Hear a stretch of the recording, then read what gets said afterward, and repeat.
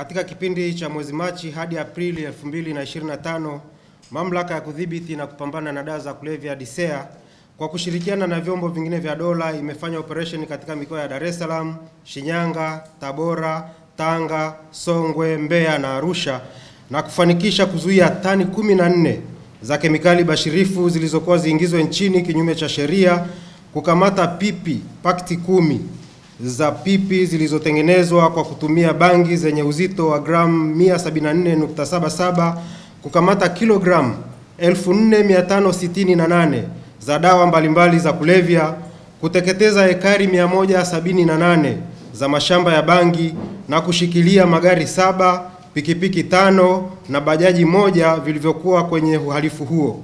Jumla ya watuhumiwa 35 wanashikiliwa kuhusiana na matukio hayo.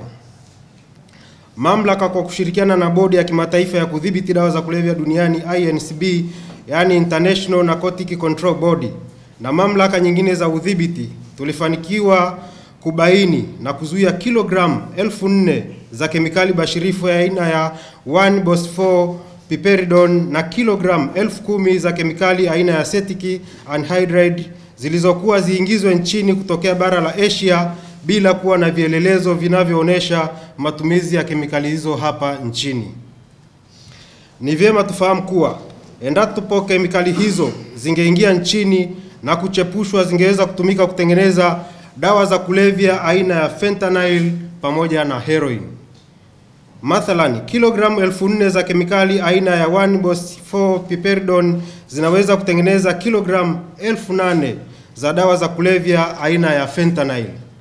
Matumizi ya kiasi hicho cha dawa za fentanyl ambazo zingezalishwa zingeweza kusababisha vifo kwa watumiaji takribani bilioni 4, ikizingatiwa kwamba kilogramu 1 ya dawa hizo inaweza kusababisha vifo vya watu 500,000 kutegemea na uzito, afya na historia ya mtumiaji.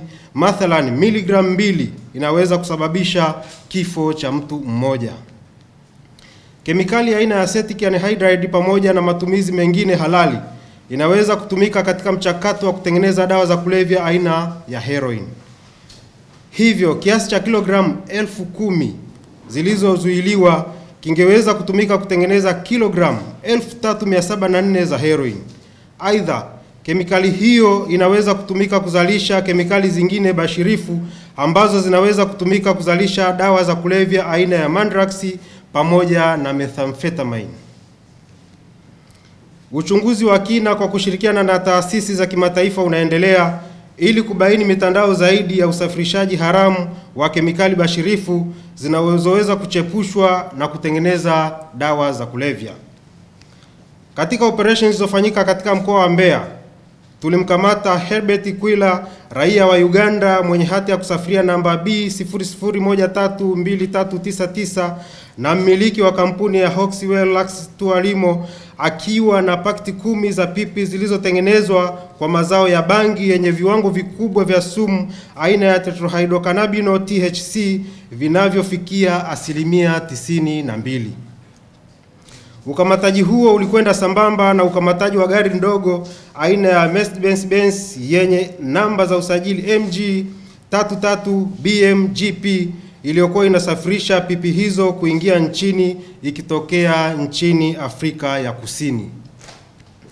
Ukamataji wa pipi hizo unabainisha kuwepo kwa mbinu mbalimbali fiche zinazotumika kusafirisha na kusambaza dawa za kulevya ili zisitambulike kirahisi. Kitendo cha kutengeneza pipi zenye kiwango kikubwa cha sumu aina ya THC ni ushahidi wa aina ovu ya uhalifu kulenga kuharibu vijana ambao ndio nguvu kazi ya taifa. Aidha, katika tukio jingine mkoani Mbeya, tulikamata kilogramu 1658 za skanka na kilogramu 122.7 za bangi zilizokuwa zinaingizwa nchini kutokea nchini Malawi. Operations zilizofanyika mkoani Dar es Salaam zilifanikisha ukamataji wa kilogramu 220.67 za dawa za kulevya aina ya skanka katika kata ya Chanika zikiwa zimefichwa chooni, huku kilogramu 11 zikikamatwa kivukoni eneo la ukaguzi wa mizigo kwenye bandari ya kuelekea Zanzibar.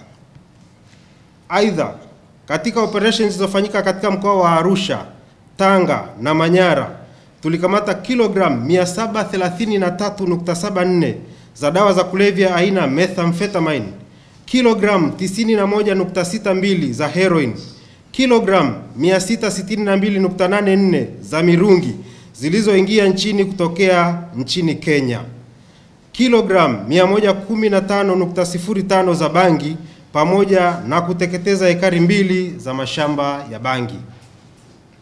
Vile vile, operations zilizofanyika katika wilaya ya Uyui na Nzega mkoani Tabora zilifanikisha kukamata kwa dawa za kulevya aina ya bangi kilogram 845 na kuteketeza ekari 176 za mashamba ya bangi. Kadhalika, kilogram 98.35 za dawa za kulevya aina ya bangi zilikamatwa katika operation zilizofanyika wilaya ya Kahama na Shinyanga. Udhibiti wa dawa za kulevya na kemikali bashirifu uliofanyika umezuia athari kubwa ambazo zingejitokeza kiafya, kijamii, kiuchumi na kimazingira, ikiwemo kuongezeka kwa dawa za kulevya mtaani. Pia, ukamataji huu umesaidia kuokoa nguvu kazi ya taifa ambayo ingeangamia endapo dawa hizo zingeingizwa mtaani. Tunatoa wito kwa wananchi kuendelea kushirikiana na mamlaka kwa kutoa taarifa mapema wanapohisi au kuona uwepo wa shughuli zinazohusiana na biashara, utengenezaji na uzalishaji wa dawa za kulevya katika maeneo yao, kupitia kituo chetu cha taarifa na huduma ya kupiga namba bure 119.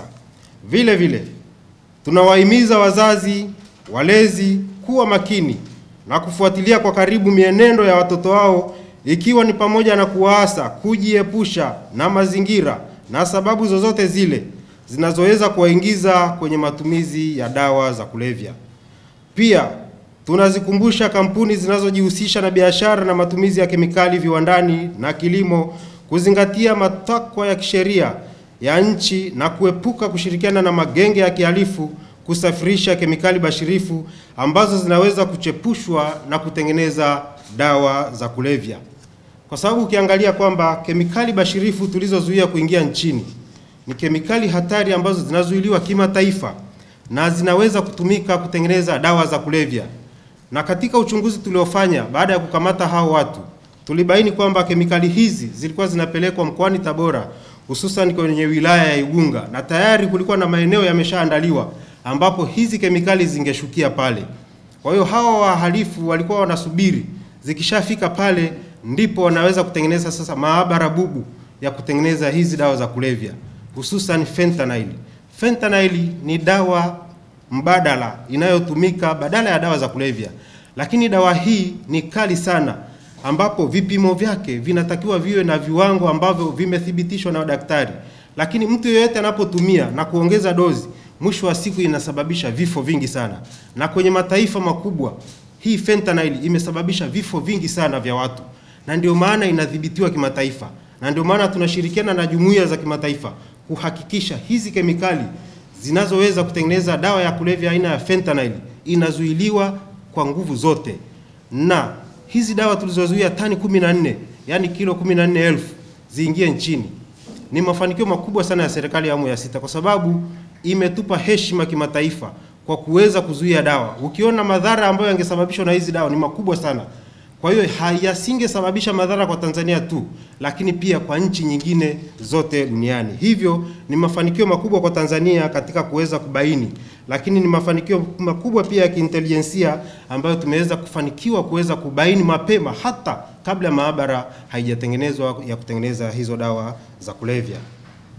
Lakini dawa za kulevya ni tishio duniani, na ndio maana nchi zote duniani zinapambana kuhakikisha kwamba zinazuia dawa za kulevya. Zinatumia nguvu kubwa, gharama kubwa, vifaa vya kisasa ili kuhakikisha dawa za kulevya zinazuiliwa duniani, kwa sababu ya madhara yake ni makubwa. Lakini dawa za kulevya zinasababisha uhalifu, lakini endapo nchi yoyote itakithiri kwa dawa za kulevya haiwezi kutulia, na wahalifu hawa wanaweza wakatumia hizi biashara za dawa za kulevya, kutakatisha fedha, kuharibu uchumi wa nchi, lakini pia kufadhili magenge ya kihalifu ikiwemo ugaidi na kuweza kuchafua hali ya hewa duniani. Ndio maana Tanzania tuko imara na tunawahakikishia Watanzania, sisi mamlaka kupitia serikali ya awamu ya 6, hakuna mhalifu yoyote atakayejaribu kufanya uhalifu wowote hapa nchini Tanzania, iwe kutengeneza dawa za kulevya kama hizi tulizozuia aina ya fentanyl au kufanya uhalifu mwingine wowote bila kubainika. Kwa hiyo tunawaomba wahalifu wote na wafanyabiashara wote wa dawa za kulevya wakae chonjo, kwa sababu hatua kali za kisheria zitaendelea kuchukuliwa, lakini tutahakikisha wote ambao wanafanya uhalifu hapa nchini, hususan wa biashara ya dawa za kulevya, tutawabaini na tutachukua hatua za kisheria. Lakini ukijaribu kuangalia pia dawa zote hizi tani kwa tani zinapitaje kwenye maeneo mbalimbali, wakati kuna watu wako kule ambao wamepewa mamlaka na serikali kuhakikisha kwamba kitu chochote kibaya kisiingie nchini wala kutoka. Vinapitaje? Ni rushwa. Na kwa kuwa ni rushwa, tutahakikisha kwamba dawa zozote tutakazokamata lazima tuhakikishe kwamba huko zilikopita tunafuatilia, na wale wote waliohusika tutachukua hatua kali za kisheria na